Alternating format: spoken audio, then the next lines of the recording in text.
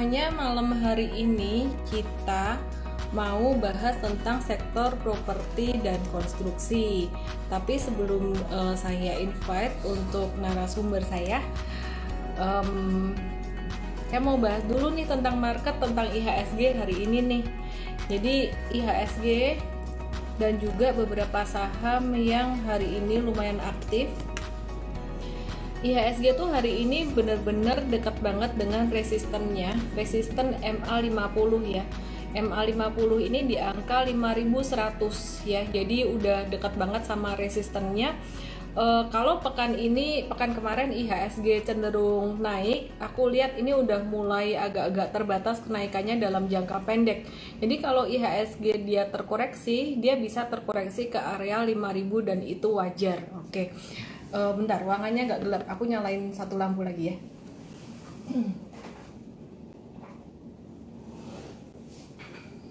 Yang efek. Oke lah. Hari ini ada beberapa saham yang lumayan aktif.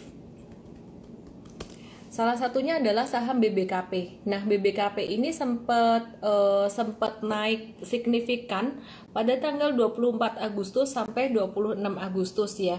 Hari ini tadi BBKP naik sekitaran 16% dengan volume transaksi yang lumayan ya. Jadi tadi IM-Trade ada sempat trading juga, dan kita lihat kalau misalkan besok dia naiknya kencang lagi, kita akan profit taking untuk jangka pendek, mungkin dalam jangka pendek beberapa hari ini. Kalau aku lihat dari saham second liner yang lainnya, perbankan second liner seperti BRIS ini dia udah mendahului naik karena memang secara kinerja dia juga lebih bagus ya. Jadi kemarin BRIS laporan keuangan tuh udah keluar tuh, dia untung ya, di masa pandemi gini dia untungnya masih sangat bagus sekali. Jadi ini jadi sentimen bagus buat BRIS ini. Kalau teman-teman yang punya BRIS ini ngehold dulu aja. Kalau saya sih belum beli ya, karena dia masih di masa sideways-nya gitu. Kalau BRIS, saya lebih nyaman jika BRIS ini dia breakout dari area 1000. Itu lebih mantap. Terus kalau untuk saham KF, Kimia Farma, hari ini tadi juga agak-agak mau breakout gitu. Kimia Farma ini dia berpotensi untuk menguji resisten di area 3500. Nah, kalau Kimia Farma ini dia breakout dari 3500, baru dia bisa dibilang uptrend bagus gitu. Nah, kalau Kimia Farma ini saat ini sentimennya masih pada vaksin ya. Jadi tadi aku sempat baca berita bahwa vaksin Indonesia mau impor vaksin dari China itu sekitaran November udah bisa didistribusikan gitu. Oke, aku akan invite untuk narsum saya malam hari ini. Tapi sebelumnya aku mau bahas dulu deh buat BMTR. Tadi ada yang nanya BMTR juga karena halo Alan ya. Jadi untuk BMTR sendiri dia udah naik 3 kali berturut-turut, tanggal 30 September, 6 Oktober, dan satu lagi di tanggal 12 Oktober, yaitu hari ini ya. Ini dia naik dengan volume transaksi yang tidak terlalu besar sebenarnya. Jadi kenaikannya kalau aku lihat sih jangka pendek aja. Nah, IM-Trade juga sempat beli ini kita swing tradingin aja gitu sih. Udah belinya udah beberapa hari yang lalu. Oke, kalau tentang BSDE aku akan bahas nanti ya. Nah, aku mau bahas dikit nih tentang saham-saham big caps yang udah dibeli beberapa hari yang lalu. Contohnya GGRM itu dapat di harga best price 40.000. GGRM dapat di 40.000. Hari ini tadi agak merah dikit. Kalau untuk swing tradernya ini udah waktunya profit taking, demikian pula dengan HMSP. Tapi kalau aku lihat buat investor justru malah ngehold ya, terus untuk WSKT juga saham-saham sektor konstruksi beberapa hari ini naik ya.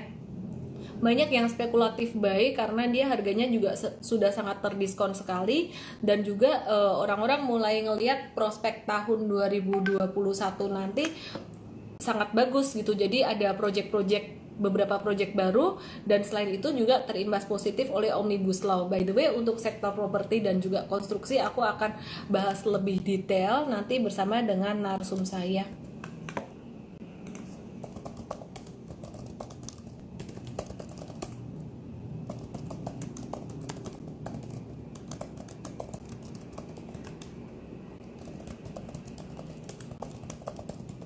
Oke, aku akan invite untuk Richardson.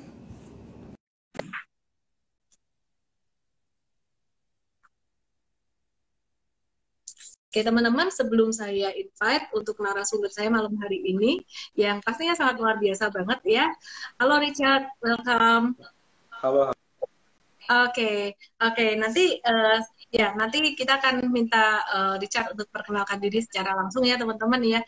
Nah malam hari ini aku invite Richard untuk bicara tentang sektor properti dan konstruksi karena Richard memang analis khusus di bidang di sektor properti dan konstruksi gitu ya. Tapi seperti biasa, seperti pada live-live yang sebelum-sebelumnya, sebelum saya mulai bahas banyak saham, saya mau kasih disclaimer dulu ya, bahwa live malam hari ini sifatnya adalah edukasi dan bukan bersifat sebagai perintah bagi jual tentang satu saham ya. Dan apa yang dilakukan oleh Ellen Magnitude dan juga dari narasumber, dari perusahaan, kedua belah pihak itu tidak ada saling keterkaitan gitu. Oke. Ya, halo Richard, apa kabar? Halo, baik. Boleh kenalin diri dong. Oke. Halo teman-teman semua, mungkin perkenalan dulu ya. Nama saya Richard Satraiman, Deputy Head of Research di Sinarmas Sekuritas. Mungkin udah bergabung Sinarmas Sekuritas, mungkin udah hampir 3,5 tahun lebih ya di Sinarmas Sekuritas. Pertama kali cover mungkin memang dari dulu pertama kali megang cover itu properti sektor, habis itu juga cover juga dari telco. Nah cuma kalau misalnya dari construction sendiri mungkin tadi sempat diskusi sama teman analis juga yang megang sektor konstruksi, mungkin jadi dari sini hari ini lebih menyampaikan dari view-nya analis konstruksi di tim Sinarmas Sekuritas. Oke, menarik banget ya. Kita udah nggak sabar nih mau bahas tentang sektor properti, terutama abis ada sentimen Omnibus Law ini. Ya, kemarin abis Omnibus Law, berita Omnibus Law tentang UU Cipta Kerja diketok palu, itu sektor properti, terutama properti yang kawasan industri itu mulai naik-naik gitu. Setelah itu sektor konstruksi. Nah, Richard, mungkin sebenarnya suaranya bisa agak kenceng dikit kali ya. Oke. Ya mungkin nggak deketan kita. Nah, Richard sendiri kalau ngelihat gimana sih sebenarnya dampak dari Omnibus Law ini terhadap sektor properti gitu? Kan mungkin kayak selain kawasan industri, mungkin properti yang punya apartemen itu yang punya penjualan apartemen itu yang terdampak positif ya. Jadi, Bro Richard gimana nih? Oke. Kalau misalnya kita ngomongin Omnibus Law mungkin udah familiar semua ya. Jadi memang fokus dari pemerintah itu satu untuk attract foreign investment ke Indonesia. Yang tadi seperti Miss Ellen bilang tadi artinya di mana kita ngelihat juga industrial estate itu udah pasti paling ke impact ya, di mana kalau misalnya mereka dari foreign investor datang ke kita, mereka direct investment, mereka pasti cari tanah, dan tanah itu yang dipengaruhi, yang diuntungkan adalah industrial estate. Nah, kalau misalnya dari yang residential property juga, nah sebenarnya kemarin ada di dalam Omnibus Law itu mereka mau merelaksasi kepemilikan properti oleh foreigners ya. Jadi di mana sebelumnya dari foreigners itu tidak boleh mempunyai atau memiliki properti di Indonesia, sekarang mereka boleh bisa membeli properti di Indonesia, khususnya apartemen ya atau strata title. Nah, jadi kita ngelihatnya itu dengan dari demand ada baru dari yang foreigners untuk apartemen, seharusnya dari property developer ini diuntungkan. Nah, kalau misalnya kita ngelihat secara developer nih, mungkin ada yang nanya, oke, sekarang nih apartemen boleh nih dibeli sama WNA. Nah, sekarang yang mana sih yang paling diuntungkan? Nah, yang mana sih yang paling punya banyak apartemen? Nah, kalau kita ngelihat nih secara breakdown-nya, kalau kita lihat itu yang paling banyak apartemen itu adalah pertama adalah Pakuwon. Jadi kalau misalnya kita tahu ya, kalau Pakuwon ini punya project kan lebihnya ke mixed use project. Jadi di mana ada satu kawasan tanahnya tidak terlalu besar, tapi di sana lengkap banget tuh, ada apartemen, ada mall, ada juga office-nya, contohnya kayak Kota Casablanca, Gandaria City, dan juga di Surabaya juga banyak Pakuwon Mall dan lain-lain. Nah itu mereka memang fokusnya lebih ke high rise atau apartemen dan juga office. Sedangkan yang kedua yang salah satunya diuntungkan juga adalah Sumarekon ya. Jadi kita ngeliat 3 tahun ke belakang Sumarekon dari pipeline dari apartemennya juga cukup banyak dibandingkan yang lain. Oke, halo. Oke, Ya, oke. Go ahead. Ya. Jadi dua itu ya, P1 dan SMRA ya. Kalau untuk yang residensial lebih ke penjualan apartemen yang diuntungkan. Kalau betul. BSDE gimana tuh? Em, Kalau BSDE juga sebenarnya kalau kita ngomongin semua developer mereka semua punya apartemen masing-masing ya. Jadi BSD juga punya, maksudnya memang punya juga tapi mungkin tidak sebanyak secara proporsi ke total revenue mereka. Tapi semua properti baik BSDE, Sumarekon, Alam Sutra, Ciputra, Pakuwon yang kita cover itu mostly punya apartemen project. Jadi sebenarnya kalau kita ngomongin omnibus law yang kita bicarakan adalah kelonggaran kepemilikan oleh asing untuk punya apartemen di Indonesia, itu secara overall itu properti sektor itu diuntungkan.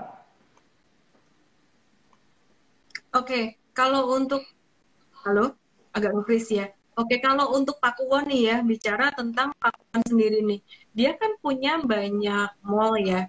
Which is kalau Hmm. mall dulu merupakan satu kelebihan dari Pakuwon ini. Tapi sekarang seperti menjadi sebuah beban di kala pandemi. Dan ini kan juga meskipun vaksin nanti kemungkinan November bisa didistribusikan, itu juga nggak langsung sampai gimana ya, recovery-nya cepat gitu. Kalau menurut Richard gimana nih? Apakah ini justru malah jadi peluang untuk dapetin saham Pakuwon di level murah gitu? Nanti 2021 mungkin membaik atau gimana?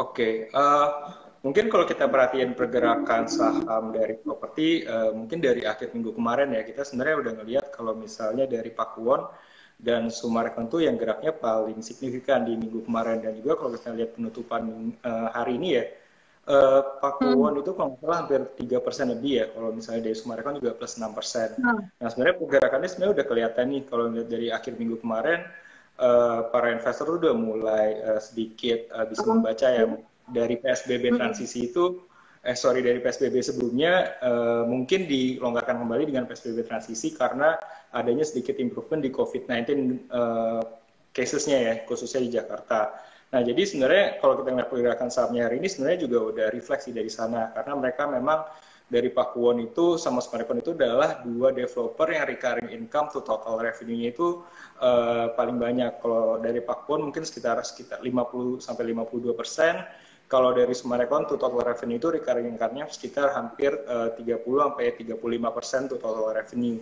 Jadi sebenarnya kalau misalnya lihat dari PSBB transisi sebenarnya udah kelihatan sih dari pergerakan saham mereka. Jadi karena memang mereka yang paling dipengaruhi dengan positifnya dari PSBB ke PSBB transisi. Nah, kalau misalnya tadi Miss Ellen ada ngomongin nih, gimana nih keadaan sekarang? Memang kalau misalnya kita tahu ya, para developer itu memang memberikan adjustment dari rental rate-nya mereka. Nah, jadi ada yang mungkin dikasih diskon 50%, ada yang dikasih diskonnya berbeda-beda. Nah, sebenarnya kalau kita tanya sama developer itu, masing-masing developer itu punya kebijakan masing-masing ya, di mana mungkin kalau misal Pakuan, ketika memang mallnya tutup dikasih diskon 50%, ada yang diskon 100%, tergantung juga tenan-tenannya masing-masing. Berbeda juga sama developer lainnya. Nah, memang seperti yang tadi Miss Jalan juga bilang, kita ngerasa kalau misalnya vaksin itu benar-benar dibutuhkan ya, karena kita expect kalau misalnya nanti vaksin udah mulai bisa diberikan, lalu udah semakin banyak orang yang bisa mendapatkan, lalu dari aktivitas sudah mulai kembali normal, maka ini trajektori dari pemulihan recovery dari recurring income para developer itu lebih jelas. Nah, kalau misalnya memang keadaan sekarang mungkin masih akan cenderung mengikuti tren dari COVID-19-nya ya. Jadi kalau mungkin sebelumnya sempat PSBB transisi longgar, lalu sempat ketat lagi.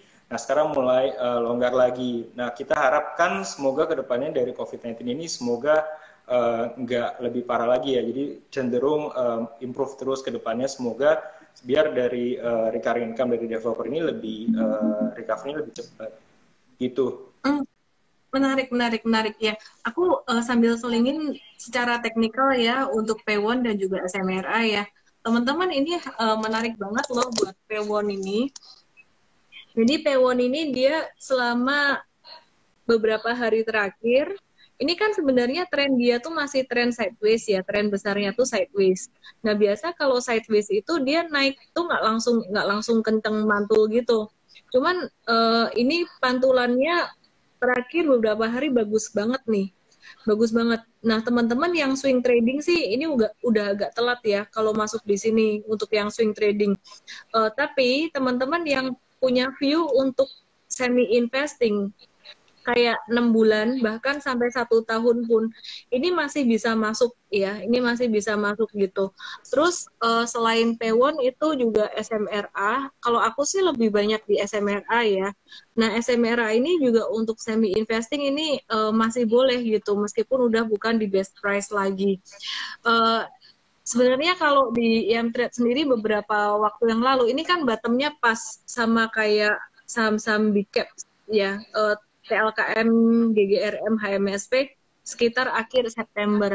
Nah waktu itu kami lebih banyak fokus di saham-saham big caps yang terdiskon ya. Jadi TLKM waktu itu tanggal 30 September juga lagi super diskon banget, HMSP. Jadi kita nggak terlalu banyak masuk di properti konstruksinya karena mereka lebih second liner gitu, kita prefer untuk beli breakout nanti. Cuman kalau teman-teman yang udah punya mau simpan buat investing pun untuk setengah tahun sampai 1 tahun oke lah.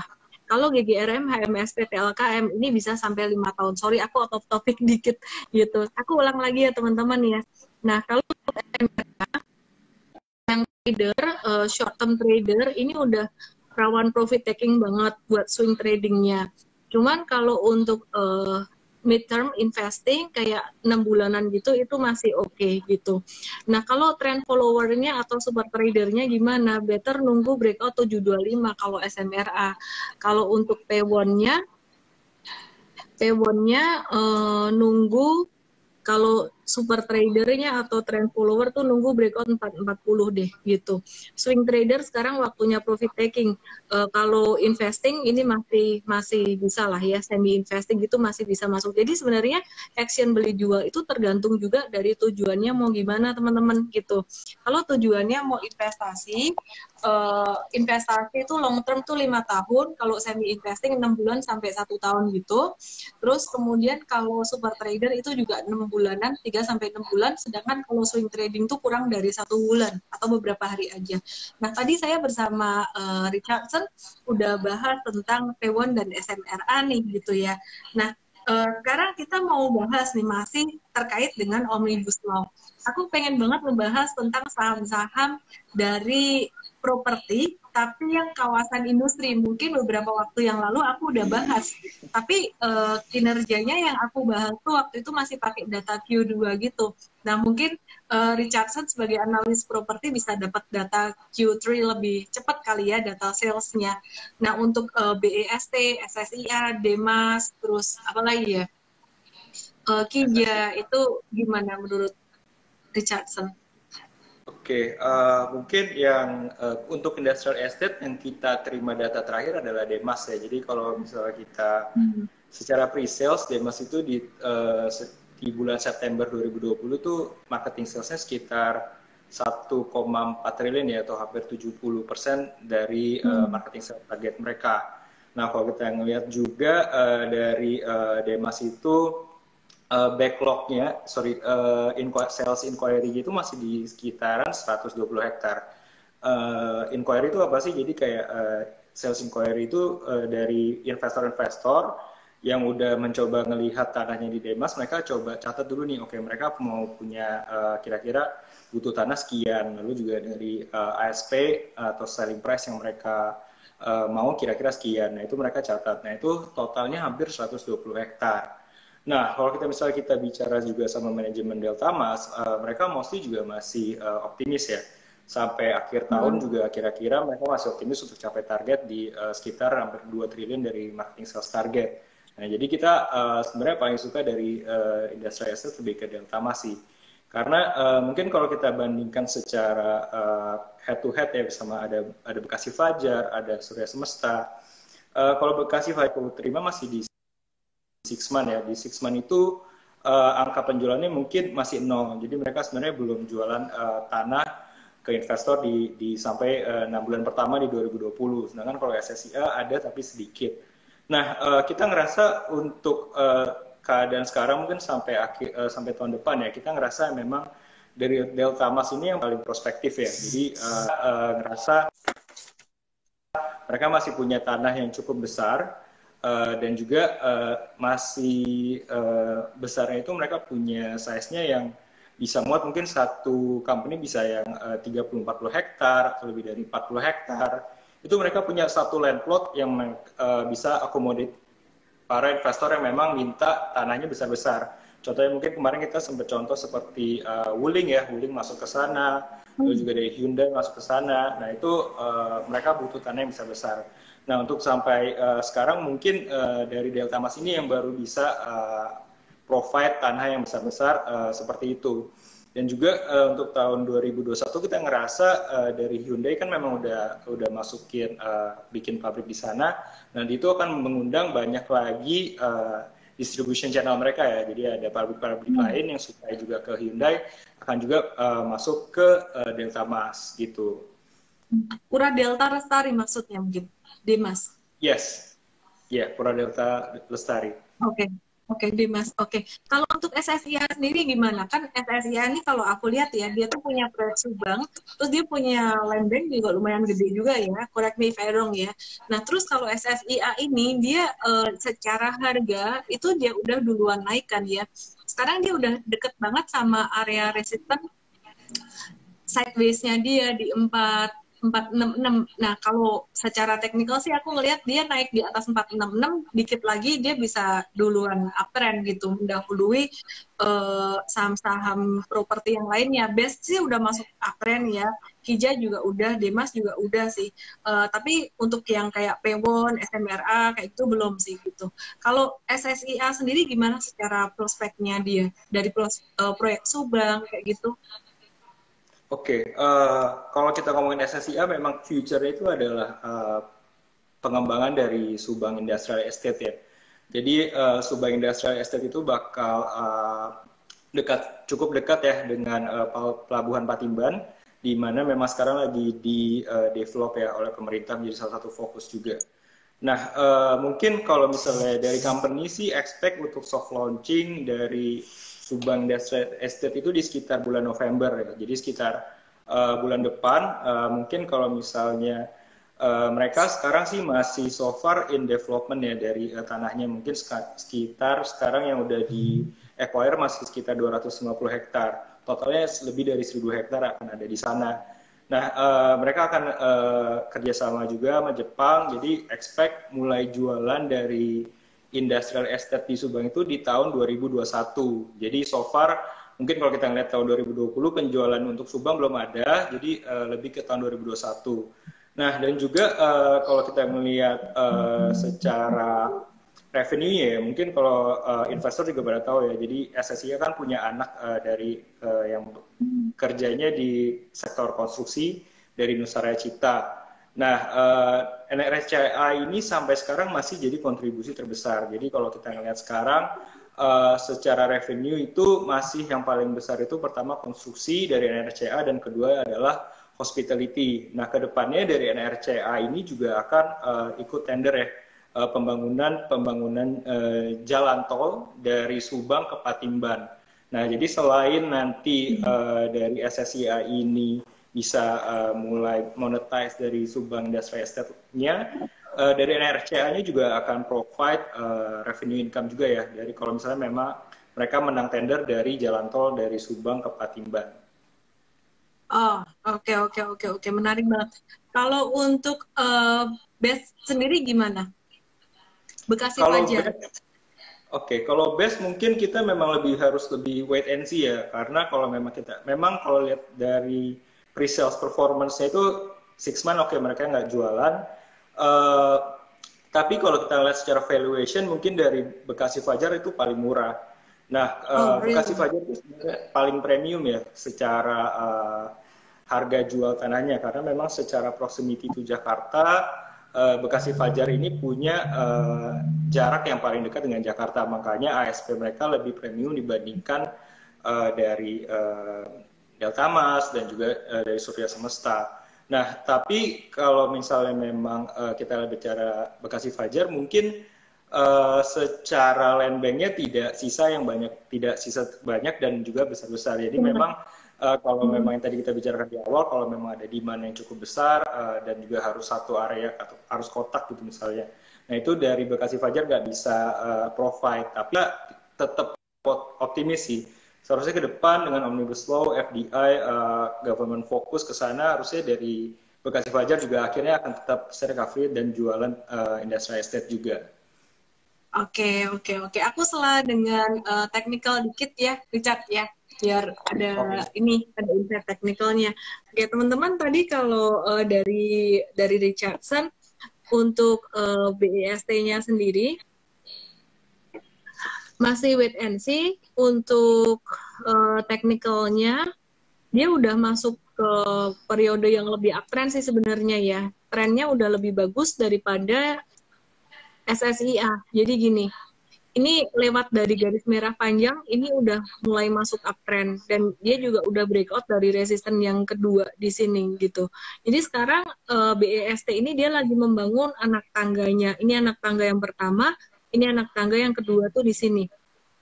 Nah dia lewat dari anak tangga kedua kalau dia breakout dari level 194 ya, aku buletin aja 200 karena di sini ada effort juga nih, ada tail untuk BEST-nya. Dan bagusnya waktu dia turun dari 18 September sampai dengan hari ini 12 Oktober ini dia turunnya ini dengan volume transaksi yang kecil juga dan volume tinggi itu masih terjadi ketika dulu kenaikan tinggi. Jadi aku ngelihatnya ini normal correction aja ya, jadi ya masih oke sih kalau menurut aku ya. Sedangkan kalau untuk SSIA tadi mungkin aku belum sempat kasih lihat chartnya. Ini SSIA dia lagi nguji banget resisten di sini. Jadi dua saham properti yang lagi nguji banget resisten tuh ada SSIA, ada BSDE. Artinya apa? Nguji resisten ini udah deket banget breakout dua yang kok BSDE sih.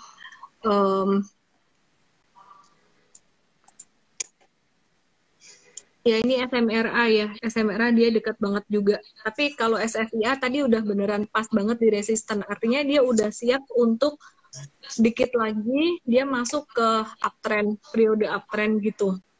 Oke, kita lanjut ke FA lagi ya, Richardson. Kalau Richardson lihat nih ya, dari perusahaan-perusahaan properti itu sendiri, ada nggak sih yang Richardson udah dapetin data sales di kuartal ketiga itu yang membaik apa aja? Sektor properti apapun, baik industrial maupun residensial. Udah dapat bocoran apa nih? Mungkin mulai dari properti residensial dulu ya. Ada beberapa sih penjualan kuartal ketiganya udah keluar. Dari yang official mungkin ada dari Sumarekon, ada juga dari Ciputra dan juga dari Alam Sutra ya. Mungkin aku bahas dari Sumarekon dulu. Oke.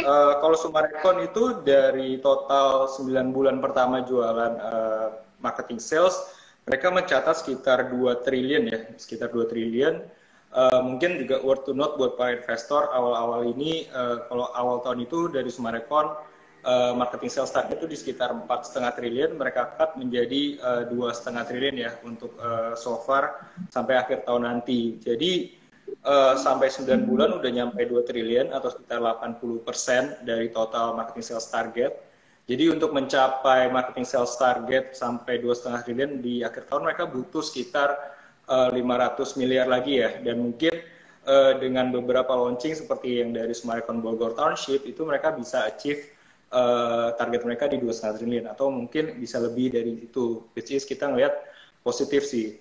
Nah, selanjutnya kalau dari BSDE, kita sempat tanya-tanya sih, mungkin secara numbersnya belum official, tapi kita sempat tanya sama company, di quarter ketiga ini mereka ada launching sekitar 6 project ya, ada Freja House, ada Freja Suites, ada beberapa shop house atau ruko, Freja Suites, Loka 65 dan 92 Phoenix, lalu juga ada beberapa klaster lain. Nah, kalau kita dari data dari mereka itu semuanya hampir sold out ya. Jadi memang kita ngerasa quarter 3 ini mostly positif ya buat semua developer, di mana mereka dari quarter kedua itu mereka sebelumnya nggak tahu nih dengan pandemi mereka belum bisa adaptasi untuk dari launchingnya segala macam. Tapi di quarter ketiga mereka udah mulai berani nih, mereka mulai launching produk, lalu juga dari marketingnya mereka juga masuk ke digital channel.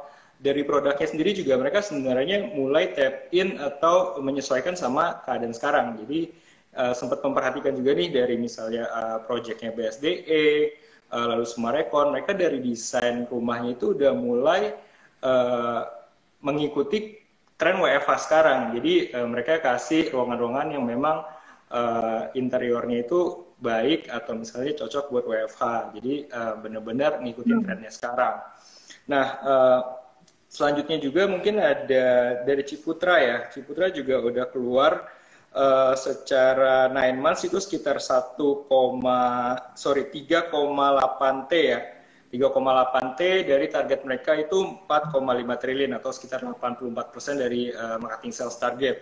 Awalnya tahun ini dari Ciputra itu expect marketing sales target di 6,7 triliun, mereka cut ke 4,5 triliun. Nah, sedangkan the only one sebenarnya yang nggak nge-cut pre-sales target itu cuma BSDE, jadi masih stick di 7.2 triliun.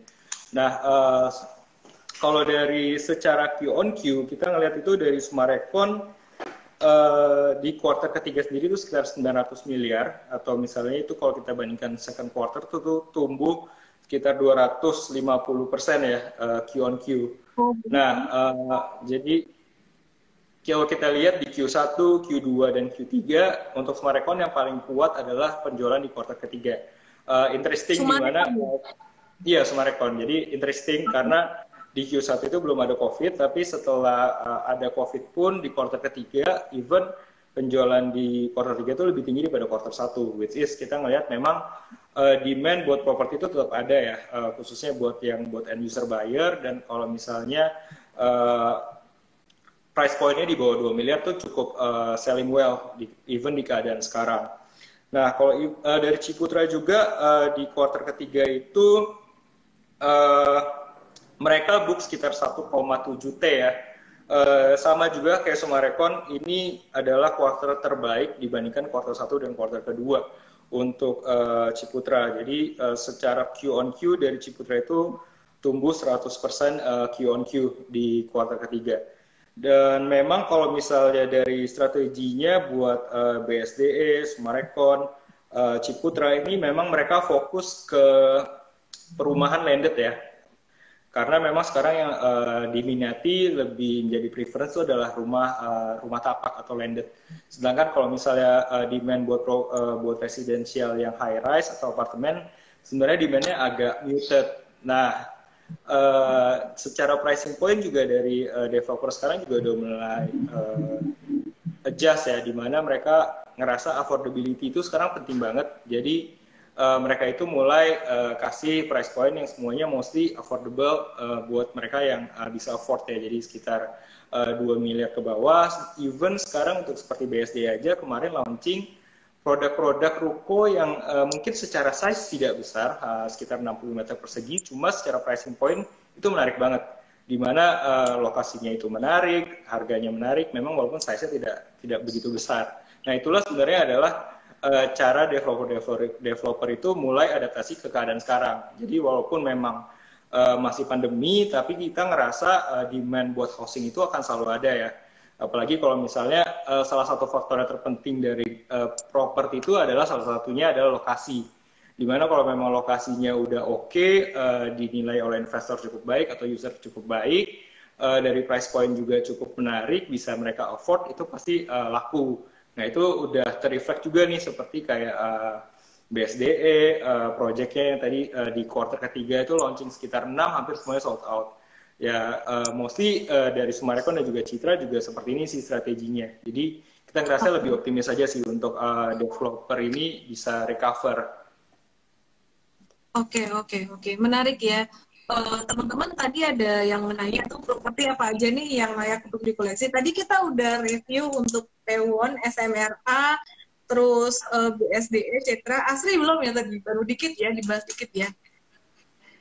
Terus ya, DEST, SSIA, Demas tadi kita udah bahas teman-teman, dan kalau sepanjang pengamatan aku sih secara fundamental tadi yang residensial itu SMRA dan CTRA menarik ya dari summary aku dari ini obrolan bersama Richard gitu ya. Terus P1 juga menarik karena dia ada banyak apartemen gitu, di mana ini akan terdampak positif untuk Omnibus Law, di mana untuk foreign investor mereka boleh beli apartemen gitu sekarang. Nah, kalau aku pribadi sekarang, aku lagi suka banget tuh SMRA nih. Nah, selain fundamentalnya yang ternyata menarik banget nih, dapat bocoran dari Richard yang udah dapat akses duluan ya. Ini ternyata salesnya SMRA atau Summarecon ini selama 3 kuartal ketiga ini justru malah jauh lebih bagus daripada kuartal pertama. Itu menarik banget. Dan aku ngelihat secara chart juga dia sangat konvergensi harga dan juga itu sangat menarik sekali. Jadi kalau teman-teman yang mau beli dan simpan kayak 6 bulan sampai 1 tahun ke depan, I think SMRA menarik, sangat-sangat menarik sekali sih.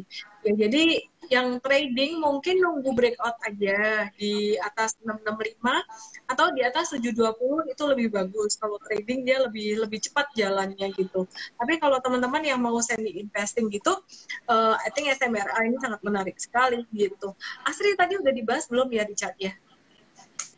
Kenapa? Asri. Oke, Asri. Kalau kita lihat secara penjualan marketing sales di Alam Sutera itu di third quarter sekitar 560 miliar ya. Jadi secara Q on Q itu dibandingkan kuartal 2 masih lebih baik kuartal 2. Jadi Q on Q-nya minus 32% Q on Q untuk third quarter di Alam Sutera.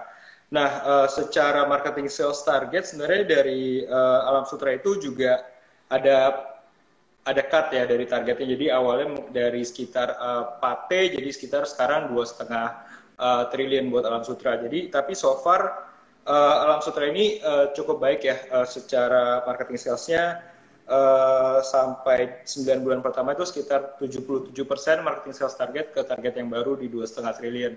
Nah, kalau misalnya kita bagi dua juga proyeknya di Alam Sutera, kan ada yang di Alam Sutera, ada juga yang di Pasar Kemis. Nah, kalau di Pasar Kemis itu memang secara segmen lebih ke middle ya, middle. Sedangkan kalau yang di Alam Sutera kan lebih ke middle to up. Nah, ini sebenarnya kita ngelihat yang di Suwarna Sutra yang di Pasar Kemis itu juga cukup selling well ya untuk Alam Sutera dan sekarang juga mungkin di Alam Sutera itu lagi mengembangkan salah satu proyek apartemen yang cukup premium nih di tengah Alam Sutera. Jadi kalau misalnya Omnibus Law udah mulai foreigners juga udah mulai beli, dan juga kalau kita ngerasa dari segmen middle up itu seharusnya lebih resilient ya. Jadi kita ngerasa harusnya Alam Sutera juga masih cukup baik sih penjualannya. Kalau ngelihat land bank sendiri ya, kalau buat investasi dengan rentang waktu lebih besar untuk sektor properti kan kita ngelihat banget land banknya ya. Nah ini yang land bank yang masih punya gede apa ya selain BSDE gitu. Biasanya boleh juga sih dibahas.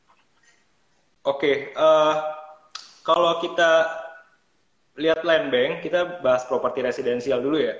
Kalau dibandingkan dari BSDE, Summarecon, Alam Sutera, Ciputra, Mapakuwon, yang paling besar itu adalah BSDE ya. Mungkin karena udah tahu juga di BSDE ada khususnya project BSD ya, itu udah gede banget gitu, sekitar hampir 4.000 lebih hektar kalau nggak salah di sana.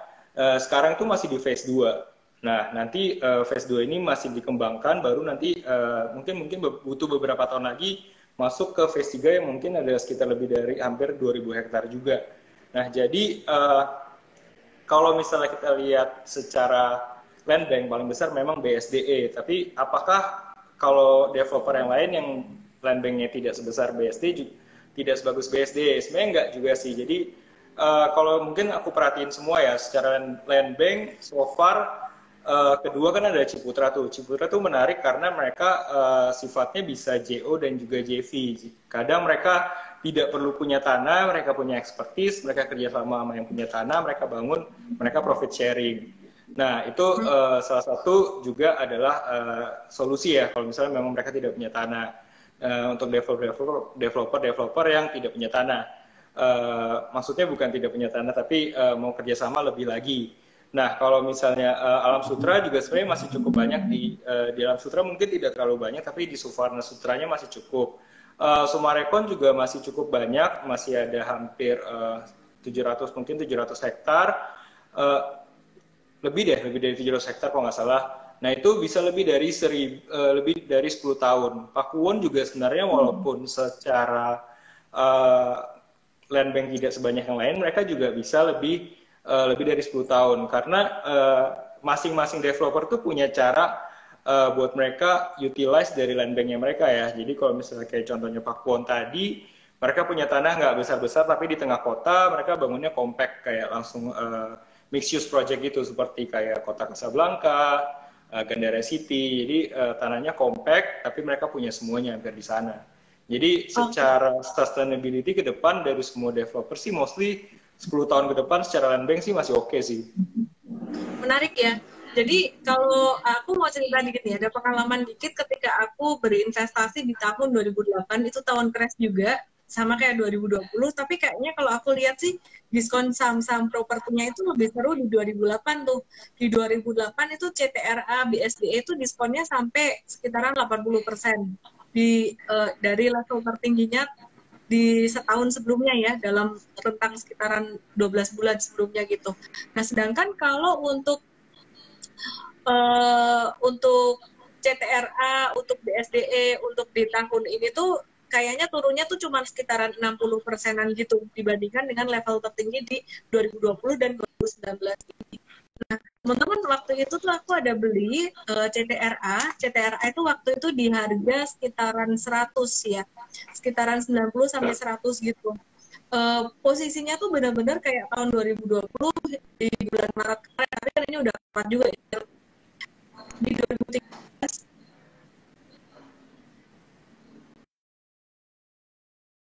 pelajarannya sih apa sih? Itu memang masa lalu. Tapi pelajarannya di sini yang terpenting buat saya adalah timing juga. Selain melihat perusahaan itu bagus atau enggaknya secara fundamental, tapi timing itu juga sangat penting sekali gitu.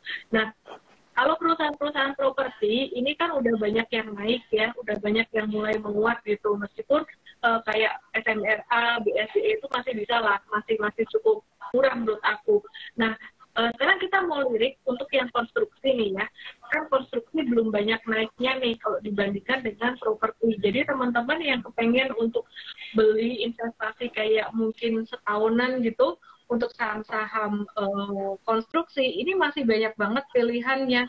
Meskipun beberapa hari ini sempat ada rally, tapi rally-nya tuh belum setinggi saham-saham properti lah kalau aku perhatikan. Jadi masih di stage 1 semua. Nah, ini ada Adikarya, terus WSKT hari ini kena resisten jangka pendeknya. Swing trader tuh udah waktunya profit taking kalau untuk WSKT ya. Tapi untuk investornya ini masih menarik, menurutku masih menarik gitu. Dan demikian pula untuk saham-saham konstruksi lainnya. Short term dalam beberapa hari udah rawan profit taking, tapi kalau untuk long term investornya ini masih potensial, masih menarik sekitaran 6 bulan sampai setahun ke depan. Nah, aku mau bahas beberapa saham di konstruksi, kira-kira Richard cover nggak? Terserah mau mulai dari yang Oke, yang cover sebenarnya analis lain, cuma mungkin di sini aku share aja ya, share view dari analis construction di Sinarmas Sekuritas. Mungkin mau bahas beberapa saham atau secara overall dulu? Ya boleh, bebas overall dulu deh. Oke, kalau misalnya kita ngeliat sektor construction sekarang adalah kita ngerasa construction sector sekarang itu adalah sektornya under value ya. Memang kalau misalnya kita tahu ketika pandemi COVID-19 secara earnings untuk para kontraktor itu bakal memang akan kehit parah.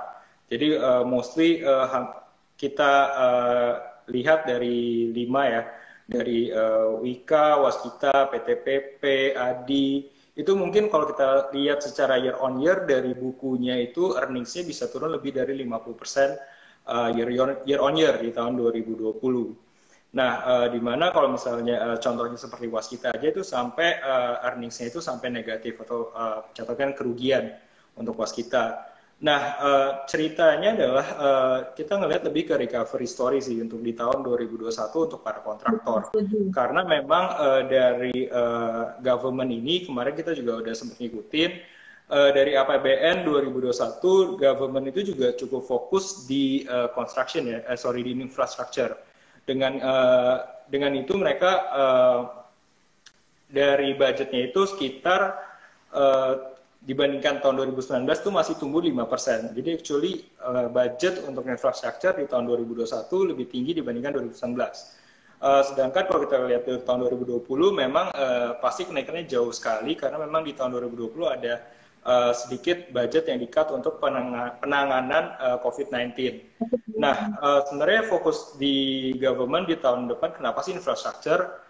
Nah, mungkin kalau para investor tahu ya, infrastructure itu sektornya juga salah satu sektor yang menyerap banyak tenaga kerja.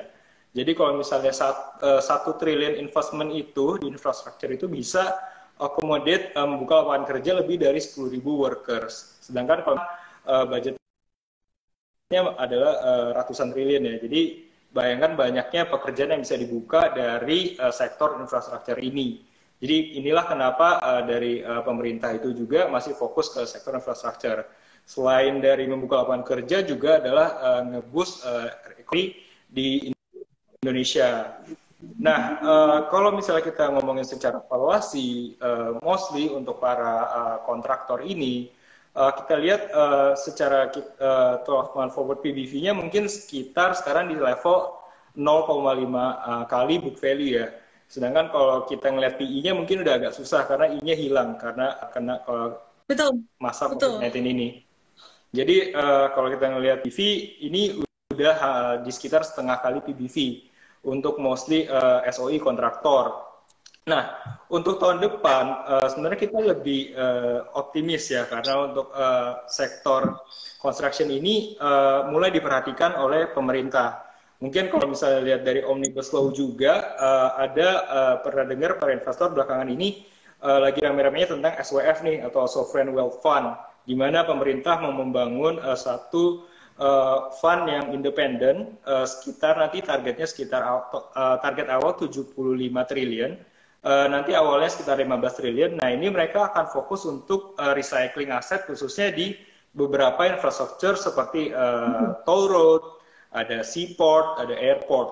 Nah, kalau misalnya kita ngomongin SWF ini khususnya baru hari ini sih baru dibahas, mereka fokus untuk bisa recycle aset dari toll road-nya yang dimiliki oleh WTR atau Waskita Toll Road. Nah, makanya kalau misalnya kita perhatikan saham Waskita hari ini itu 10% lebih ya kalau nggak salah naiknya. Halo? Sorry, agak keputus. Oke. Nah iya, tadi sampai Waskita. Nah, jadi memang tahun depan kan memang secara juga dari kontrak-kontrak baru nih baru akan di-push lebih cepat lagi untuk tendernya. Mungkin mulai di bulan ini sampai nanti Desember. Nah, kita ngerasa secara kontrak baru harusnya akan lebih pulih lagi ya kelihatan di Q4. Karena memang biasanya untuk sektor kontraktor ini untuk new kontrak di Q4 ini lebih tinggi dibandingkan kontrak-kontrak di quarter-quarter sebelumnya. Nah, secara earnings pun kita ngerasa akan ada recovery yang cukup baik ya. Memang aku nggak bisa jabarin satu-satu kayak misalnya Wika tahun depan IPS-nya naik berapa, tapi mostly overall itu secara earnings pasti improvement dibandingkan 2020. Jadi secara earnings kita ngerasa bottomnya udah kejadian di 2020 ini nih, dan seharusnya dari quarter-quarter berikutnya udah mulai improving dari sisi earnings-nya. Dan juga kita ngerasa take concern ya, karena memang untuk kontraktor ini bisa mengambil opportunity kontrak baru, mereka harus mengurangi beban yang ada di balance sheet-nya mereka, balance sheet kontraktor ini, khususnya contohnya seperti Waskita dan juga ADI ya misalnya. Jadi kayak Waskita memang udah target fokus dari pemerintah adanya SWF. Kalau ADI juga yang untuk LRT juga udah disediakan budgetnya di APBN. Sedangkan kalau misalnya dari PTPP dan juga Wika, mereka ini so far sebenarnya secara balance sheet lebih baik daripada ADI dan juga Waskita ya. Jadi kalau mungkin secara debt to equity di Wika adalah di sekitar 1,1 kali debt to equity-nya. Kalau PTPP sedikit lebih rendah ya, mungkin sekitar 0,8 kali debt to equity. Jadi sebenarnya secara balance sheet yang paling kuat itu adalah PTPP dan juga Wika. Di mana kita believe ke depannya harusnya PTPP Wika ini bisa grab more opportunity karena dari balance sheet mereka tidak tidak stres dibandingkan kayak seperti contohnya Waskita yang debt equity-nya sekitar 2,3 kali. Oke. Menarik banget ya. Aku sih setuju banget ya sama Richard ya. Jadi teman-teman yang belum berkesempatan dapat saham-saham yang di bottom, yang super murah banget buat investasi, aku ngelihat ada peluang dari sektor konstruksi ini. Memang kalau ditanya secara bisnis modelnya, secara revenue-nya, mereka bukan termasuk yang defensif kayak ICBP, jangan dibandingin kayak ICBP gitu. Jadi kalau yang perusahaan-perusahaan macam ICBP itu udah lewat, udah harganya tuh secara teknikal udah naik tinggi, meskipun valuasi juga masih lebih murah dibandingkan beberapa tahun sebelumnya. Jadi aku melihat kalau teman-teman kepingin perusahaan yang valuasinya sangat murah sekali, itu tadi jangan dilihat dari PI-nya, karena PI-nya pasti negatif, earnings-nya juga ini ya, minus ya. Dilihat dari publisinya, itu perusahaan-perusahaan dari sektor konstruksi ini sangat menarik sekali. Kalau aku ngelihat lebih masuk ke ini ya, kayak value investing ala-ala Benjamin Graham, value investing ala Seigerbat gitu. Jadi untung rokok yang terbuang gitu. Jadi kita ngelihatnya bukan dari tahun ini yang memang hancur, kita ngelihatnya dari prospek ke depan.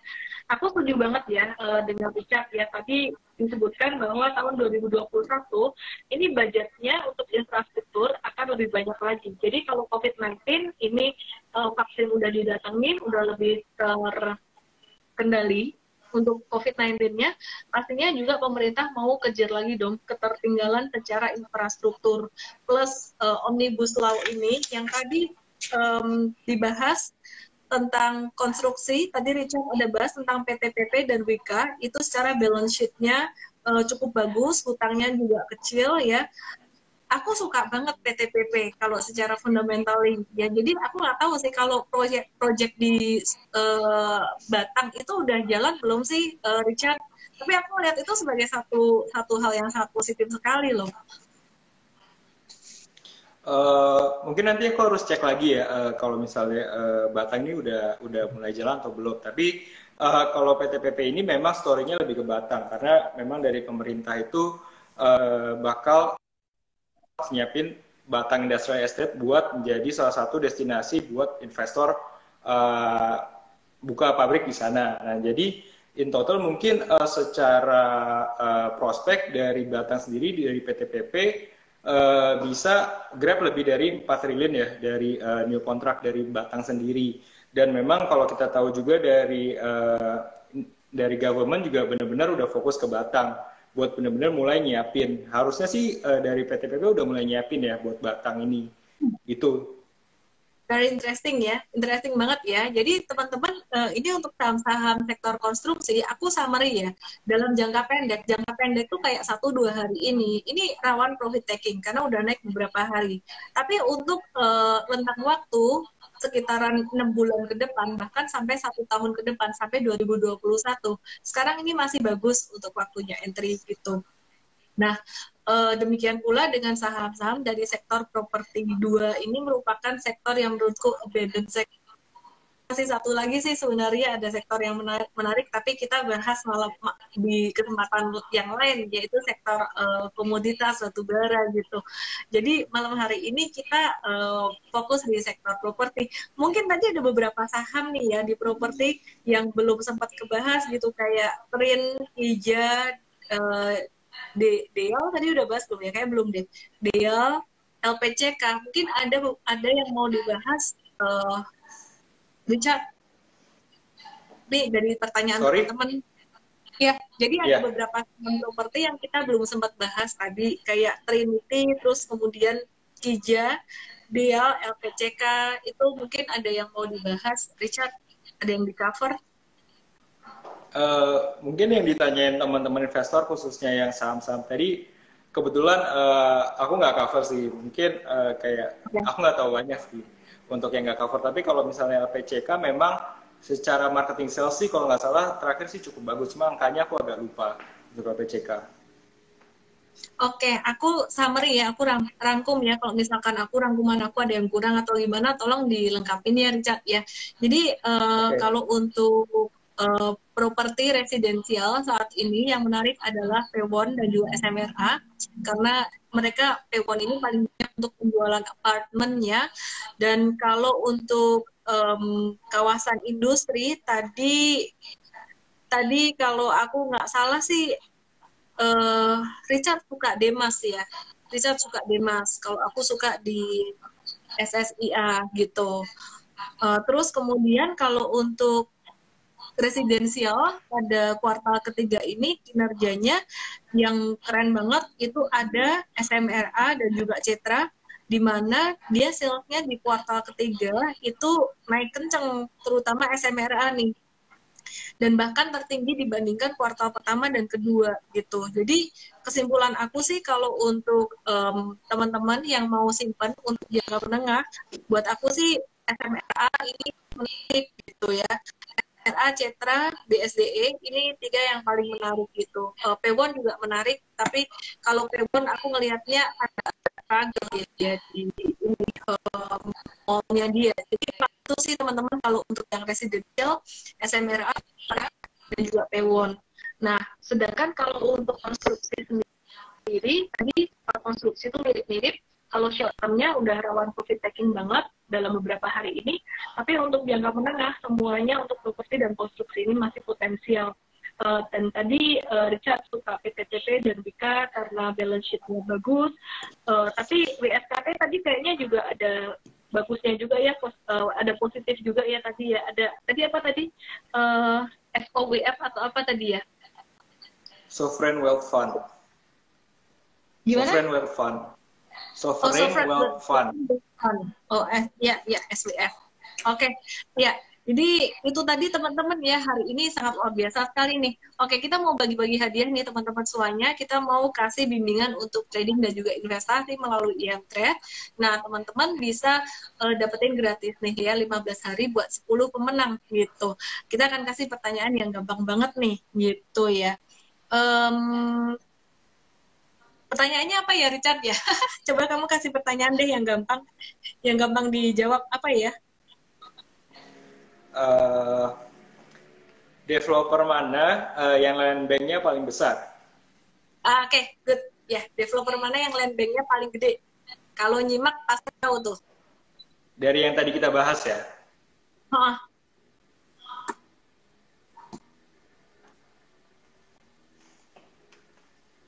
Oke, sambil nunggu jawaban pemenangnya nih. Developer mana yang land bank-nya paling besar? Coba Richard, dilihat nih yang menang siapa nih Richard?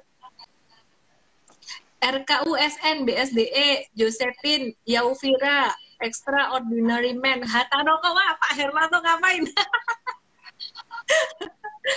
Tanhan Lilima, Agus Wen, terus Mr. Nugraha, Daniel Joshua, Nuryati Puji, Asrul, ya Asrul, terus satu lagi deh 11 Hayati Lihal, Pak Hermanto ngapain? Oke ya ada 11 nih ya, Pak Hermanto mah nggak usah ini mah ya, udah punya ini ya, oke, udah punya perusahaan ini sendiri luar biasa banget nih. Oke teman-teman semuanya, aku mau summary satu hal. bahwa saat ini setelah Omnibus Law dan kemudian sentimen vaksin yang Indonesia mau impor vaksin ini November udah mulai didistribusiin. Terus kemudian ini ada sentimen yang bagus banget beberapa hari terakhir ini. Ada sentimen stimulus dari Amerika tuh mau kasih stimulus lagi. Donald Trump dan Joe Biden itu kayak mereka jor-joran mau kasih stimulus gitu, which is itu bagus buat market gitu ya. Jadi siapapun presiden yang terpilih nanti bakalan banyak kasih stimulus gitu. Terus kemudian juga general election, presidential election di Amerika ini sudah dekat lagi ya. Jadi faktor indecision di market juga akan berkurang. Jadi kesimpulan aku sih di November Desember market cenderung arahnya naik, dan jangan sampai ketinggalan di Oktober ini bottomnya saham-saham yang termurah itu cuman sisa beberapa sektor aja, yaitu properti konstruksi dan juga untuk miningnya. Coalnya aku akan bahas beberapa hari lagi mungkin di kesempatan yang lain gitu. Jadi jangan sampai teman-teman tidak ikut menikmati. Untuk TLKM blue chipnya tuh sisa TLKM aja yang very cheap banget gitu. Oke, Richard, mungkin ada closing statement atau apa gitu, kamu pesan apa buat teman-teman semua? Kalau Instagram kamu? Oke, closing statement mungkin untuk para investor, keadaan sekarang tetap ya jaga kesehatan buat kalian semua. Ini masih COVID, kita harap kedepannya COVID bakal lebih baik lagi, jadi masing-masing lebih ingat perannya masing-masing ya, untuk semoga Indonesia lebih baik lagi COVID-19-nya. Terus untuk developer, untuk investing, kita juga masih suka ya ke depannya tadi dari BSD, Sumarekon, Citra, dan juga Pakuwon, kita expect recovery-nya secara marketing sales harusnya ke depan masih baik. Walaupun memang kalau kita dari yang recurring income butuh waktu lebih lama, tunggu vaksin dulu. Jadi tetap investing sih, jadi overall tetap semangat, invest terus, semoga cuan. Semoga apa? Semoga cuan. Oke, thank you so much ya untuk Richardson personally dan juga untuk Sinarmas Sekuritas. Semoga semua yang kita berikan buat teman-teman semua, edukasi ini bisa bermanfaat. Saya Ellen May dan Richardson, thank you and salam profit. Bye-bye.